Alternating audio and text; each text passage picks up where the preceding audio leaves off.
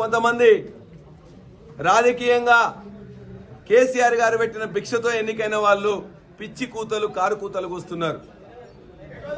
Station Ghanpur నియోజకవర్గం జనగాం నియోజకవర్గం జనగాం జిల్లాలో ఉన్నది. జనగామ జిల్లా మొదటి నుంచి కూడా ఉద్యమాలకు ఊతంగా ఉన్నది. ఉద్యమాల్లో పాల్గొన్న వాళ్ళని ఎక్కువగా గెలిపించింది. దురదృష్టవశాత్తు నమ్మవలికి కేసీఆర్ పక్కన బీఆర్ఎస్ పక్కన చేరితే కడియం శ్రీహరిని ఆ నాయకులు ప్రజలు కలిపి గెలిపించింది. ఇవాళ ఊసరవెల్లి సిగ్గుపడేటట్లు రాజకీయం అధికారం ఎటుంటే అటువైపే పొద్దుతిరుగుడు పువ్వులా తిరుగుతూ ఉంటాడు.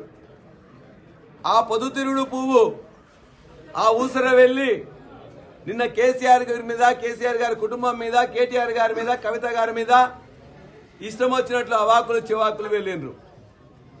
నీకు సిగ్గు శరం ఉంటే ఏ ప్రజలైతే, ఏ గులాబీ జెండా అయితే, ఏ యొక్క కేసీఆర్ నాయకత్వంలో నువ్వు గెలిచినవో రాజీనామా చేసి మాట్లాడు. నీవు ఎమ్మెల్యేగా ఉండే కంటే ముందు ఎమ్మెల్సీగా 2 సార్లు అవకాశం ఇచ్చింది కేసీఆరే కదా.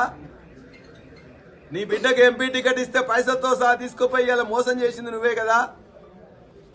నీకు డిప్యూటీ సీఎం ఇస్తే మొత్తం కూడా నీ యొక్క కుటుంబాన్ని పెంచి పోషించుకున్నావు తప్ప నీతులు చెప్తూ గోతుల్లో వినవు. నీలాంటి వాళ్లకు ఎన్నిక బరాబరిగా వస్తుంది. ప్రజలు నిన్ను ఏ విధంగా మోసం చేసినావో అంతలోపు పాత్ర పెట్టడం కూడా ఖాయం. ఇవాళ కేసీఆర్ గారు పక్కన ఉన్న 11 సంవత్సరాలు